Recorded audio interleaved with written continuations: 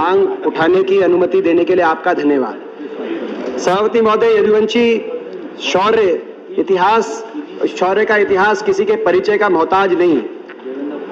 यदुवंशी शौर्य गाथा का संक्षिप्त मैं वर्णन करूं, उसमें विशेषकर मैं अहिरवाल क्षेत्र का भी संक्षिप्त परिचय देना चाहता हूं, जो दिल्ली के डाबर क्षेत्र से दक्षिणी हरियाणा और पूर्व उत्तरी राजस्थान तक ये क्षेत्र आता है। यदुवंशी समाज में जो समाज हल और हथियार से जिस समाज का बहुत पुराना नाता है, और ये अहिरवाल क्षेत्र, इस क्षेत्र में कन कन में, कोने कोने में इस क्षेत्र में जय जवान का नारा अगर गूंजता है, कहीं प्रतीक है तो अहिरवाल क्षेत्र है। देशभक्त ये इलाका है।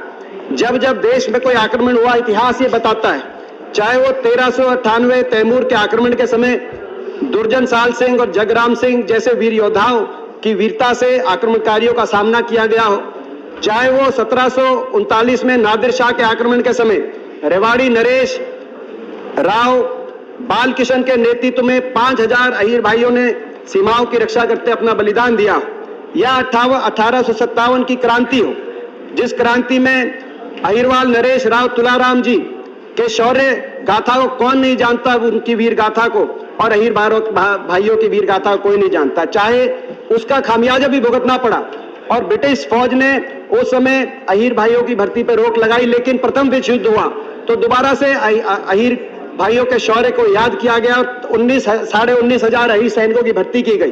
द्वितीय विश्व युद्ध में 39,000 अहीर सैनिकों की भर्ती की गई। विक्टोरिया क्रॉस तोपखाने में अकेला हवलदार उमराव सिंह का शौर्य आज याद किया जाता है। लेकिन ये देशभक्त कौम है और इसीलिए सिंगापुर में इन्होंने अंग्रेज ब्रिटिश हुकूमत से बगावत की और आईएनए सुभाष चंद्र बोस जी के नेतृत्व में आईएनए में अहीर सैनिकों ने भर्ती शुरू करी। चाहे आजादी के बाद का इतिहास हो, 1947-48 में कश्मीर पे पाकिस्तान के आक्रमण को रोकते हुए रेजांगला 1962 रेजांगला की लड़ाई में 120 अहीर सैनिकों ने 5000 चीनी सैनिकों से मोर्चा संभाला और चुशुल एयरपोर्ट को दुश्मन के कब्जे से बचाने का काम किया।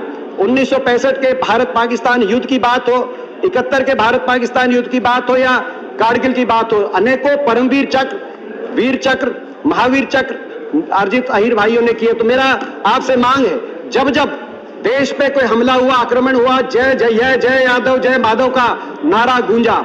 अब समय आ गया है कि भारतीय फौज में अहीर रेजिमेंट की स्थापना की जाए। मैं स्वयं आखिर में अपनी बात समाप्त करते हुए कहना चाहता हूं, मेरा भी इलाका पड़ता है, मैं 17 साल से सांसद हूं, शायद ही कोई महीना ऐसा ना जाता हो कि बॉर्डर से कोई डेड बॉडी, कोई शहीद की डेड बॉडी वापस ना आती है और शहीद की प्रतिमा। टाइम हो गया।